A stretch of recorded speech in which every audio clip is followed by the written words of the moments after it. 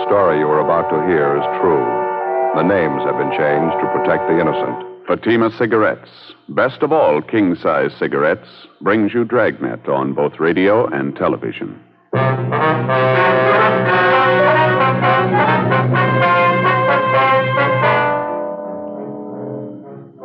You're a detective sergeant.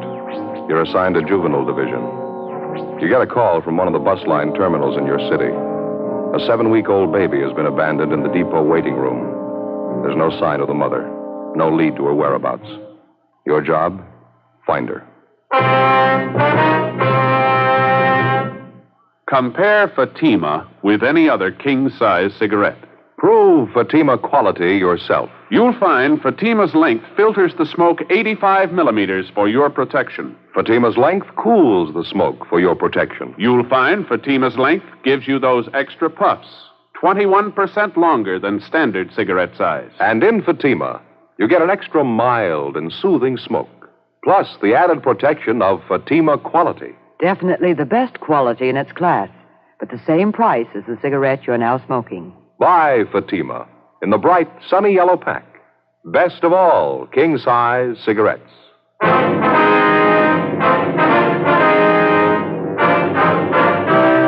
Dragnet, the documented drama of an actual crime.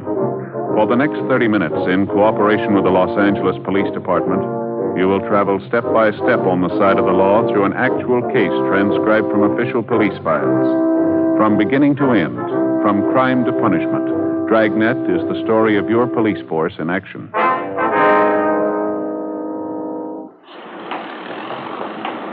It was Wednesday, August 14th. It was hot in Los Angeles. We were working the day watch out of Juvenile Division. My partner's Ed Jacobs. The boss is Captain Stein, Commander, Juvenile Division.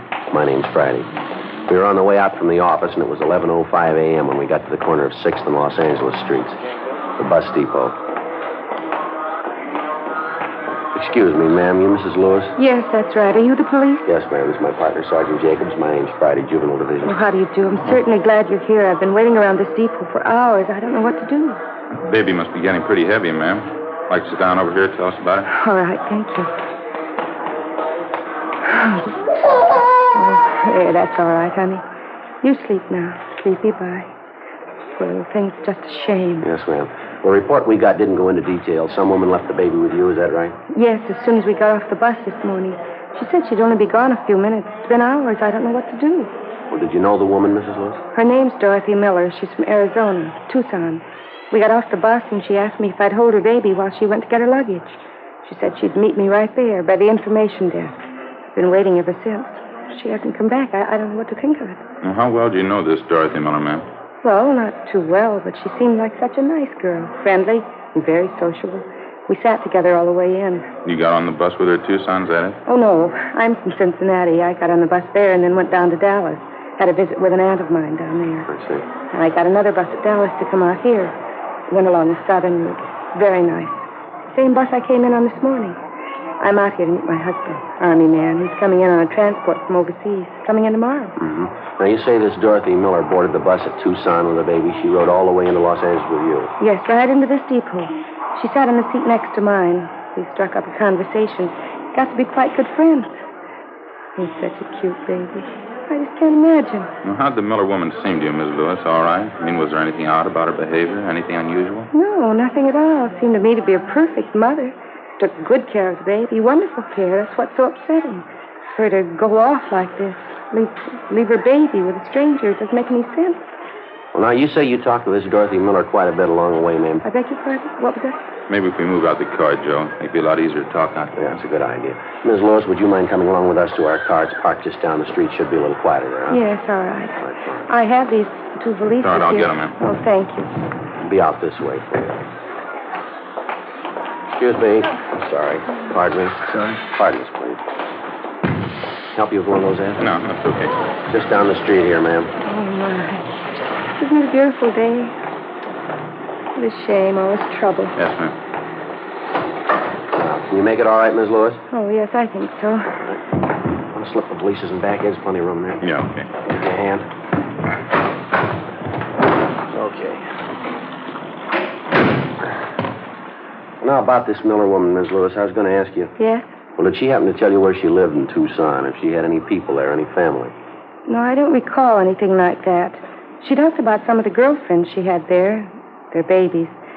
She didn't mention any of them by name, though. How about her description, Mrs. Lewis? Anything unusual there? No, I wouldn't say so. Small girl, 5'3" or 4", I'd say. 110 or 15 pounds, dark hair, shoulder length, dark eyes, nice complexion, very pretty eyes. About how old would you say? 20, that's what she told me anyway. She said she had a birthday in May. I remember we talked about that. She was born under the same sign I was, Taurus the Bull. Mm-hmm. And all the talk she had with this Miller girl, she never gave you any reason to think that anything was wrong with her? She didn't seem to be despondent, depressed about anything? Perfectly normal girl, as far as I could tell. I just can't get over it. I can't imagine her doing anything like this. Well, how'd you see him this morning when you got in on the bus? Pretty much the same? Yes, I think so. We got off the bus together. She had her hands full with the baby, so I helped her off with the hand valise she was carrying. When we got inside the waiting room, she mentioned that she had to go pick up some luggage from the check stand. She asked me if I'd mind very much holding her baby while she went after him. I said no, not at all. She went around the corner of the baggage stand, and that's the last I saw of her. You checked around the depot, did you? And you had her paid? I talked to everyone in the place. The porters, ticket clerks, information desk, traveler's aid. Not one of them could help. I tried everybody. Oh, dear. It's all right now. We'll find your mother. Yes. You try and sleep. Sleep some more now. Wonderful. He's adorable. It's a little boy. She said his name's Stephen. Yes, ma'am. Well, you say you've been waiting around the depot 3 hours. Has the baby been fed? Yes, this hand valise the Miller girl gave me to hold. I found a bottle full of formula in it. The man at the coffee shop warmed it for me. The little fella here finished it off. The way he eats, I guess he'll be wanting some more pretty soon. I guess we better get back in, huh? Yeah, I guess so. Can't imagine it. I just can't imagine it. Ma'am? This little boy, just look at him. Yes, ma'am. Her own baby. So small and helpless. How could she go off and leave him? Well, I guess she had a reason. Must have been important. A 7-week-old baby? What's more important than that?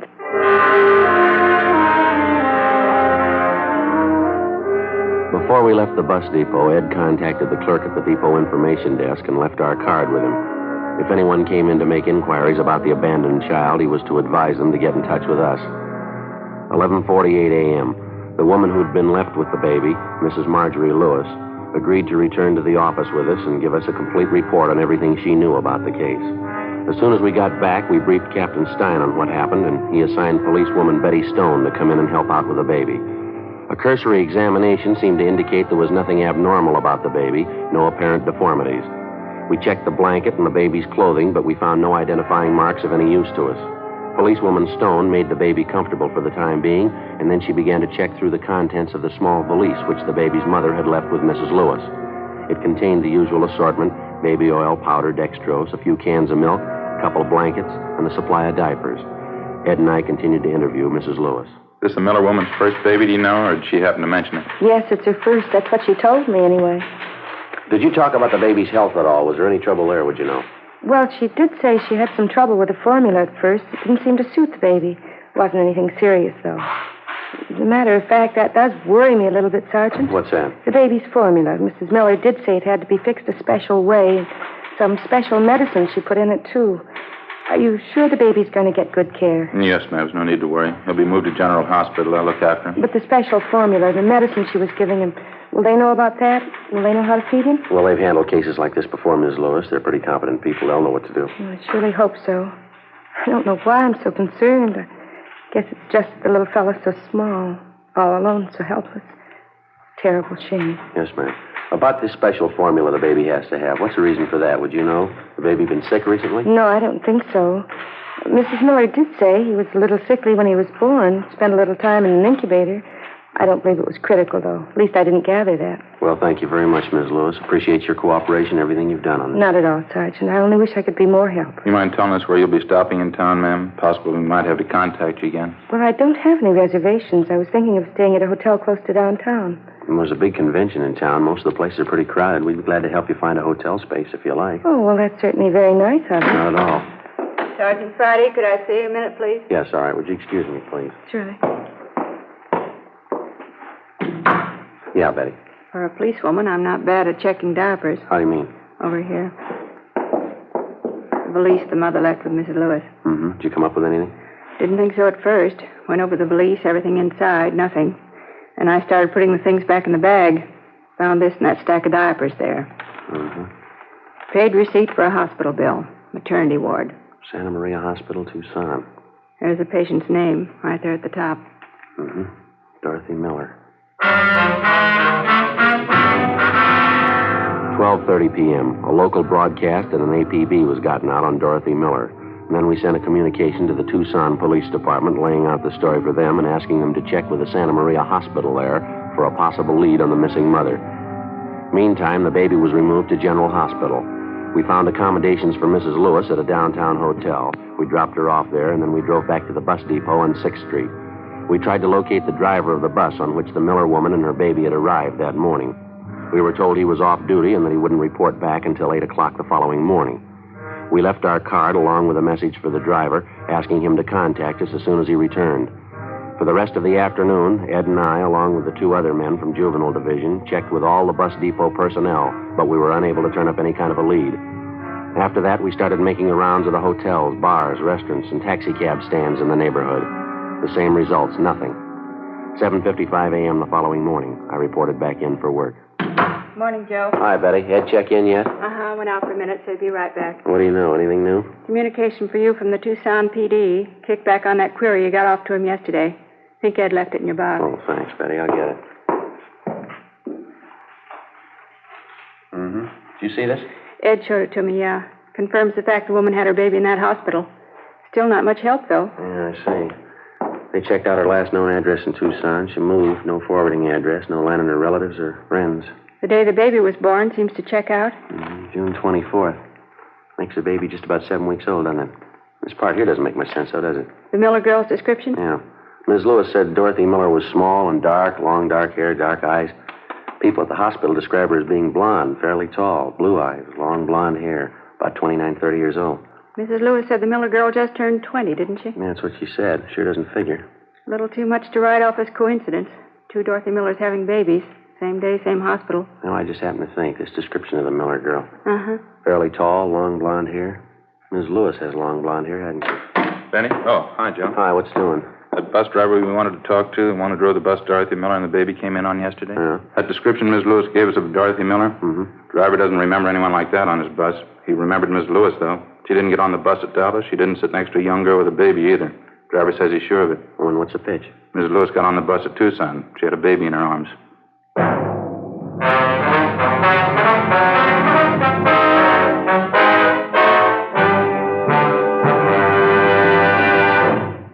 You are listening to Dragnet, authentic stories of your police force in action. Fatima, America's first, largest-selling blended cigarette. Now king size. The only king-size cigarette that makes you this money-back guarantee. Buy a pack of Fatimas. Enjoy Fatima quality, extra mildness, and superbly blended tobaccos. If you're not convinced Fatima is better than the king-size cigarette you're now smoking, just return the pack and the unsmoked Fatimas by August 1st, 1952, for your money back plus postage. Fatima, Box 37, New York 1. Buy Fatima. Compare them with any other king-size cigarette. 1. Fatima's length filters the smoke 85 millimeters for your protection. 2. Fatima's length cools the smoke for your protection. 3. Fatima's length gives you those extra puffs, 21% longer than standard cigarette size. And you get an extra mild and soothing smoke, plus the added protection of Fatima quality. Remember, more smokers now insist on Fatima quality than ever before. Buy Fatima. In Fatima, the difference is quality. Best of all, king-size cigarettes.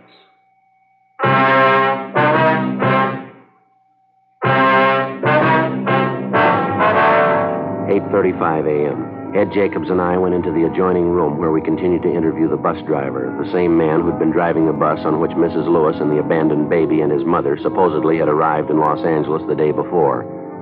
The more we talked to the driver, the more he convinced us that the story we'd gotten from Mrs. Marjorie Lewis was a long way from the truth.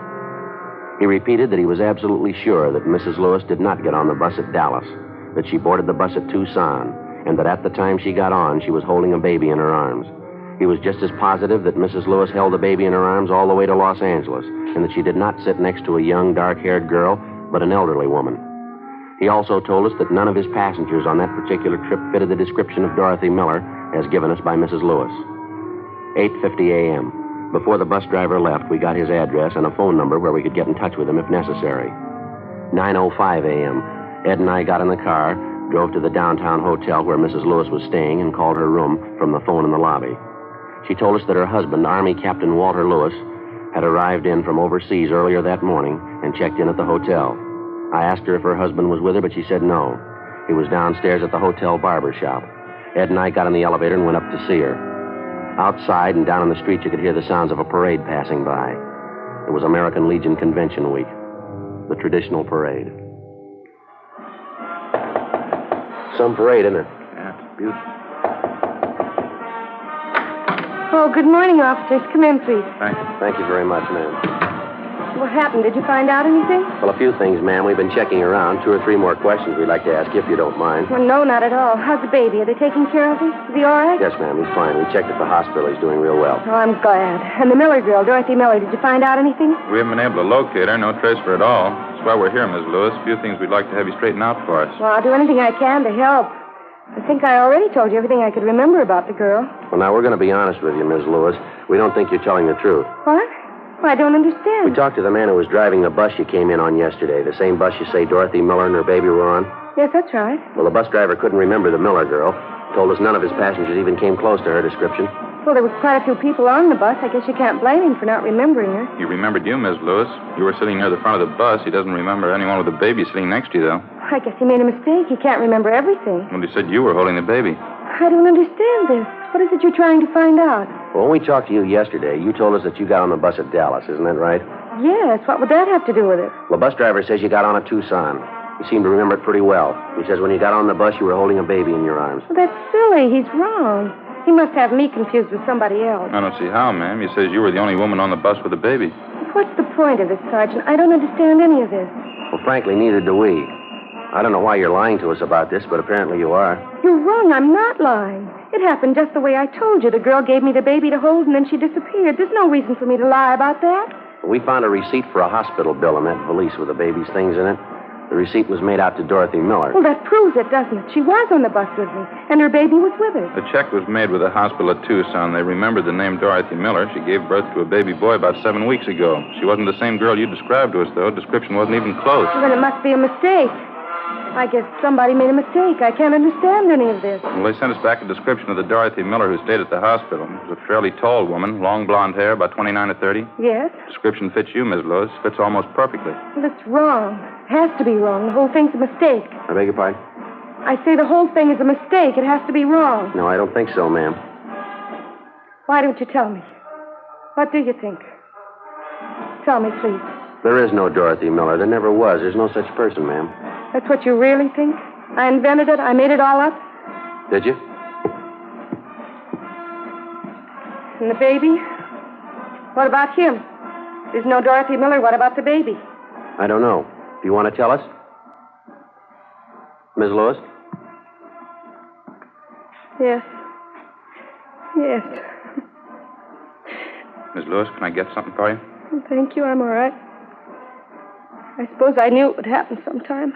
I tried not to think about it. Yeah? When you called from downstairs, I knew you'd found out. That's why you asked if my husband was with me, isn't it?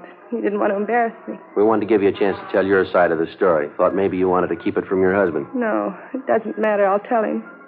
He'll be back in a few minutes. He can do anything he wants. I won't blame him. He'll pack his bags and walk out and leave, and I won't blame him. All right, you want to tell us about it? Well, I think you know. It's my baby.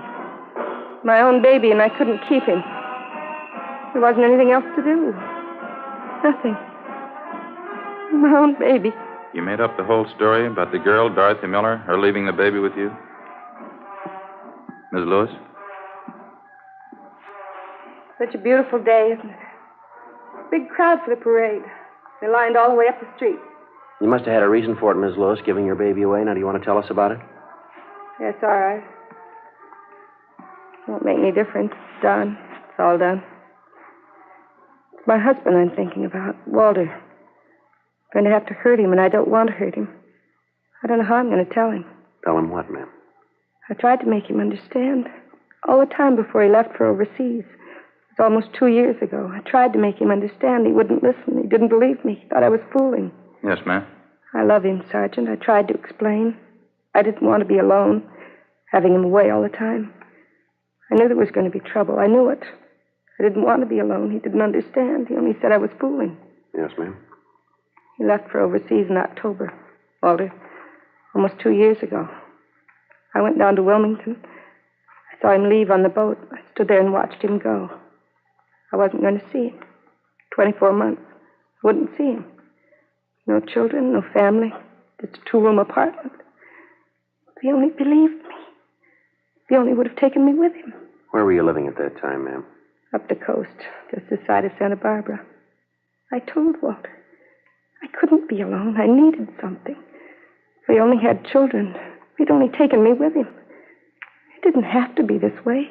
He could have taken me with him. He could have arranged it. He wouldn't. He left me here alone. I tried to tell him. He left me here alone. Yes, ma'am. I took it for a year. A whole year.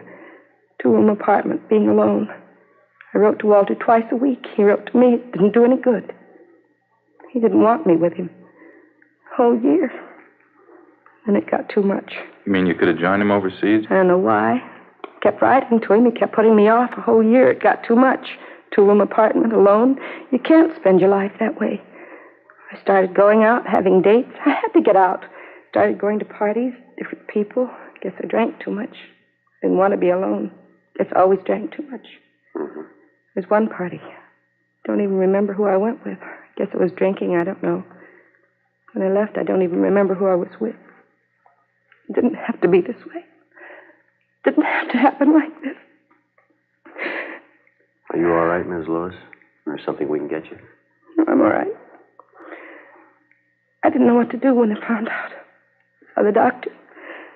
He didn't understand either. I mean, the way I felt. He said the baby would be born in June. I cried. He didn't understand. Yes, ma'am. When the time came, I went to Tucson, Arizona. Had my baby. At least I wasn't alone. I used a different name at the hospital. Dorothy Miller. Maybe it wasn't Walter's baby, but it was mine. It was mine. I thought at first it wouldn't make much difference, but it did, though. It did. Yeah? I knew what it'd mean. I loved Walter. I still love him. But if he found out, I knew what it would mean. I couldn't even think about it. I love Walter. I couldn't even think about telling him. So you figured on giving up the baby, huh? Giving him away, is that the idea? I can't tell you how many times I worked it out in my mind, day after day. I almost went crazy with it. Walter, the baby, which one? I finally decided Walter. Don't you think it's fair? Don't you? Well, I wouldn't know, ma'am. It's your decision. It's up to you. I don't know how to tell him. Won't you help me, please? Help me tell Walter. All right, if you like. It's such a terrible thing. I mean, to make a choice when you have to hurt somebody. To have to choose between the two of them. One of them has to be hurt. Ma'am? My husband or my baby. Which one? 10:38 a.m. At Mrs. Lewis' request, Ed and I stayed on at the hotel room until her husband, Army Captain Walter Lewis, returned. He was a tall, dark-haired man in his late 30s, dark eyes, tan complexion. Mrs. Lewis was waiting in the adjoining room. It wasn't easy, but as best we could, Ed and I briefed the husband on what had happened. His first reaction was fairly normal. He took it pretty hard. We kept on talking to him. After a while, he calmed down. We laid out the whole story for him again. She turned the baby over to the police, is that it? She gave the baby up? Yes, sir. She figured it was the only thing she could do. Kind of hard to believe, isn't it? What's the answer? What am I supposed to do? Well, sir, I know it's none of our business, Captain. I think you might try looking at it from your wife's point of view, maybe. What do you mean? Well, it's pretty obvious. She's still in love with you. I think she's shown you that. Yeah? Well, she was in a jam. It was a big choice for her to make. She knew she was wrong. She made a mistake. She was ready to pay for it. It was either you or the baby. She knew that. She decided to give up the baby. Baby's all right now? Somebody's taking care of her? Yes, sir. Baby boy. Where's Marge now, my wife? In the next room. I want to see her. Well, maybe you should wait just a little No, longer. it's all right. Just want to tell her something. Aren't you?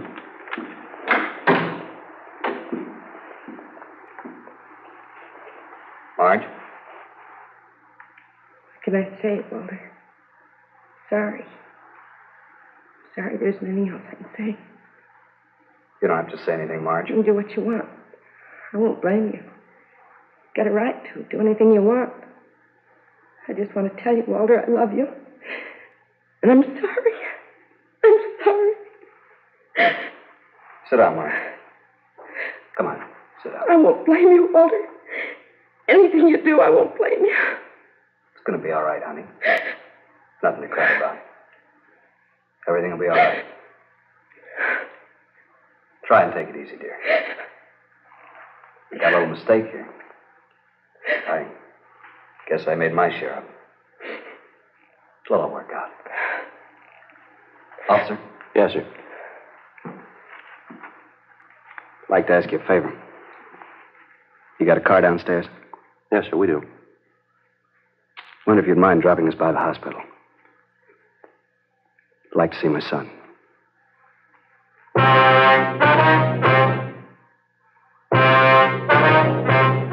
The story you have just heard was true. The names were changed to protect the innocent. On Thursday, August 15th, a meeting was held in the District Attorney's Office, City and County of Los Angeles, State of California. In a moment, the results of that meeting. And now here is our star, Jack Webb. Thank you, George Fenneman. Friends, you've just heard the 130th consecutive Dragnet broadcast for Fatima. Now, the only reason we're able to bring you these programs is because so many of you have switched to Fatima. If you haven't tried Fatimas yet, I wish you'd do this. Buy a pack and compare them with the king-size cigarette you've been smoking. You'll find Fatima gives you an extra mild and soothing smoke. You'll like Fatima's better flavor and aroma. What's more, I kind of think you'll agree with me. Fatima's the best of all king-size cigarettes.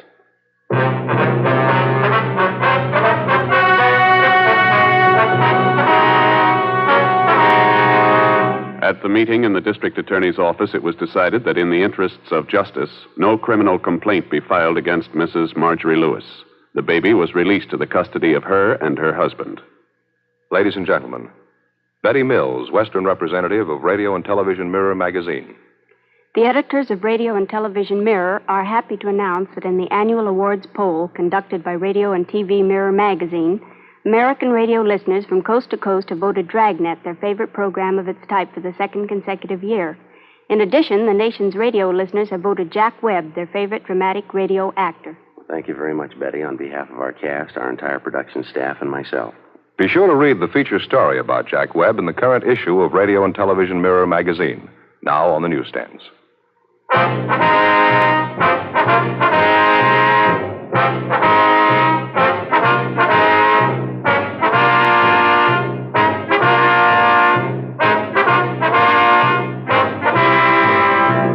You have just heard Dragnet, a series of authentic cases from official files.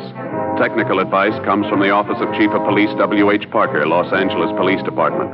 Technical advisors Captain Jack Donahoe, Sergeant Marty Wynn, Sergeant Vance Brasher. Heard tonight were Barney Phillips, Virginia Gregg, Harry Bartell, Helen Cleve. Script by Jim Moser. Music by Walter Schumann. Hal Gibney speaking.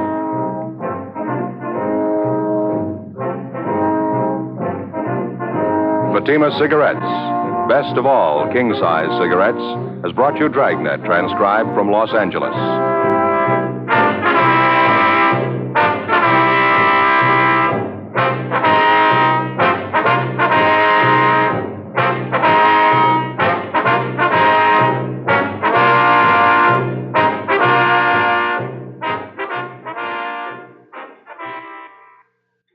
Next, it's Mr. Keene, Tracer of Lost Persons, on NBC.